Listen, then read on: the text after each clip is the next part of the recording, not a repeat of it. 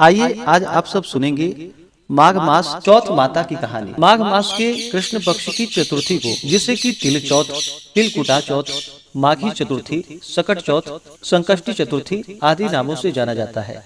प्रत्येक माह के कृष्ण पक्ष और शुक्ल पक्ष की चतुर्थी तिथि के दिन गणेश चतुर्थी का व्रत किया जाता है। हर चतुर्थी व्रत का अपना अपना विशेष महत्व माना गया है। कृष्ण पक्ष में पड़ने वाली चतुर्थी को संकष्टी चतुर्थी और शुक्ल पक्ष में पड़ने वाली चतुर्थी को विनायक चतुर्थी के नाम से जाना जाता है। यह व्रत भगवान गणेश जी को अति प्रिय होता है। माघ मास के कृष्ण पक्ष की सकट चौथ व्रत का बड़ा ही विशेष महत्व माना गया है।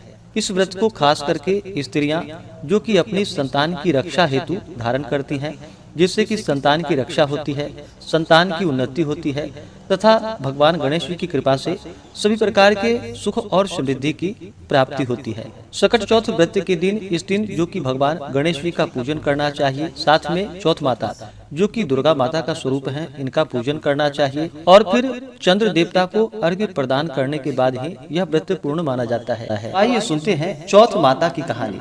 तो बोलिए प्रेम से चौथ माता की जय, भगवान गणेश की जय, सर्व देवी देवता की जय। कथा के अनुसार एक नगर में एक बूढ़ी माँ रहती थी। वह अपने बेटे की सलामती के लिए 12 महीनों की चौथ का व्रत करती थी। हर चौथ को पंसारी से थोड़ा सा गुड़ और घी लेकर 4 लड्डू बनाती, एक बेटे को दे देती, एक से पूजा करती, एक हथकार के लिए निकालती और एक चांद उगने पर खुद खा लेती थी। एक बार उसका बेटा ताई से मिलने गया। ताई ने चौथ का व्रत रखा था। ताई से पूछा, माँ तो 12 चौथ करती है। ताई बोली, तेरी माँ तेरी कमाई से तरमाल खाने के लिए 12 चौथ करती है। तू परदेश जाए तो वह एक भी चौथ नहीं करेगी। लड़की को लगा ताई सच कह रही है। घर आकर माँ से कहा कि माँ मैं परदेश जा रहा हूँ, यहाँ तू मेरी कमाई खाने पीने में ही उड़ा देती है। माँ ने समझाकर रोकना चाहा, पर बेटा नहीं माना। माँ ने उसे साथ ले जाने के लिए चौथ माता के आंखें दिए और कहा, मुसीबत में ये आंखें तेरी मदद करेंगे। वह आंखें लेकर वहां से रवाना हो गया। घूमते हुए एक नगर में जा पहुंचा। उसने देखा एक बूढ़ी माँ रोती जा रही थी और पुआ बनाते जा रही थी। उससे कारण पूछा तो बूढ़ी माँ ने कहा कि बेटा, इस नगर की पहाड़ी पर एक दैत्य रहता है। पहले वह नगर में आकर कई लोगों को खाने के लिए मार देता था। अब राजा हर घर से एक आदमी दैत्य के पास भेजता है और आज मेरे बेटी की बारी है, इसलिए मैं रो रही हूँ और उसी के लिए पुए बना रही हूँ। वह बोला, तू पुए मुझे खिला दे, तेरे बेटी की जगह मैं चला जाता हूँ। बूढ़ी माँ ने खीर पुए उसे खिला दिए। खा पीकर वह सो गया।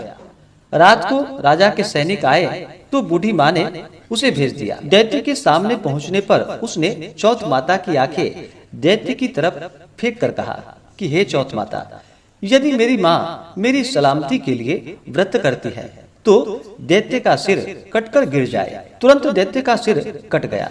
लड़का वापस आ गया। राजा उसे उपहार देकर वहां से विदा किया। चलते हुए एक दूसरे राजा के नगर में वह जा पहुंचा। इस राज्य में आवा तभी पकता था जब एक इंसान की बलि दी जाती थी। सिपाहियों ने उसे पकड़ लिया और आवे में चुन दिया। लड़के ने आंखें आवे में डाले और कहा कि हे चौथ माता, यदि मेरी माँ मेरे लिए व्रत करती है तो आवा मेरी बलि के बिना ही झट से पक जाए।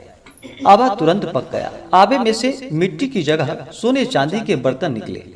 अंदर से लड़का बोला, बर्तन धीरे धीरे निकालना, मुझे लग नहीं जाए। राजा ने उसे निकलवाया और पूछा कि इस आवे से तुम कैसे बच गए। लड़के ने बताया कि उसकी माँ चौथ माता का व्रत करती है, व्रत के कारण ही वह बच पाया। राजा को विश्वास नहीं हुआ। उसने एक चांदी की सुराही मंगवाई और कहा कि तू सुराही की नली से निकल कर दिखाओ, तभी मुझे विश्वास होगा। लड़के ने चौथ माता को याद करके आंखें सुराही में डाल दी और कहा कि मैं भंवरा बनूं, सुराही से निकलूं। लड़का भंवरा बनकर सुराही से निकल गया। राजा ने खुश होकर राजकुमारी की शादी उसके साथ करवाई और सभी लोग को चौथ माता का व्रत करने को कहा। उसे माँ की याद आई। उसने राजा के पास जाकर खुद के नगर जाने की इच्छा जाहिर की। राजा ने रथ, घोड़ा, हाथी और खूब सारा दान दहेज देकर उन्हें विदा कर दिया। चौथ के दिन अपने नगर पहुंचा। वह अकेला पंसारी के यहाँ माँ का इंतजार करने लगा। सोचा चौथ है तो माँ यहाँ जरूर आएगी। थोड़ी देर बाद लकड़ी टेकती हुई माँ आती दिखी। उसकी माँ की आंखों में जाले आने के कारण दिखना कम हो गया था। लड़के ने जानबूझकर अपना पैर लकड़ी में लगा दिया और कहने लगा कि बलरे पूत, काटी मेरे पेट के लगा दी। माँ ने उसे नहीं पहचाना और कहने लगी, भैया मुझे चाहे कितनी भी गाली दे दो, पर मेरे बेटे को कुछ मत कहना। बेटा माँ की चरणों में गिर पड़ा और कहा, माँ मैं तेरा ही बेटा हूँ, मुझे माफ कर दो। माँ ने उसे गले से लगा लिया। नगर के लोग ने विश्वास नहीं किया कि वह उसी का बेटा है। बूढ़ी माँ ने चौथ माता को याद करके कहा कि हे चौथ माता, यदि मैं अपने बेटे के लिए व्रत करती हूँ तो मेरे स्तन में दूध भर जाए और उसकी धार मेरे बेटे के मुंह में गिरे। माँ के स्तन से दूध की धार निकलकर बेटे के मुंह में गिरने लगी। लोग चौथ माता की जय जयकार करने लगे। उस नगर के सभी लोग चौथ माता का व्रत करने लगे। हे चौथ माता, जैसे बूढ़ी माँ और उसकी बेटी की सहायता की, वैसे हमारी भी करना। कहानी कहने, सुनने और हुंकारा भरने वाले पर अपनी कृपा बनाए रखना। तो बोलिए प्रेम से चौथ माता की जय, भगवान गणेश की जय, सर्वदेवी देवता की जय। इसी प्रकार से जो भी भक्त सच्ची श्रद्धा के साथ, नियम और निष्ठा के साथ प्रत्येक मास की चौथ का व्रत धारण करते हैं, इस दिन भगवान गणेश जी का पूजन करते हैं, चौथ माता का पूजन करते हैं और फिर चंद्र देवता को अर्घ्य प्रदान करते हैं। इससे भगवान गणेश और चौथ माता प्रसन्न हो करके अपने भक्तों के सभी प्रकार के दुख और कष्ट को दूर कर देती है तथा सुख और समृद्धि का आशीर्वाद प्राप्त होता है। तो आशा करता हूँ कि यह जानकारी आपको अच्छा लगा हो। ऐसे ही ज्ञानवर्धक जानकारियाँ प्राप्त करने के लिए हमारे इस चैनल पे अगर आप नए हैं तो चैनल को लाल बटन दबा करके सब्सक्राइब करें, साथ में बेल आइकन घंटी को दबाएं ताकि मेरे वीडियो का नोटिफिकेशन आपको समय से मिलता रहे।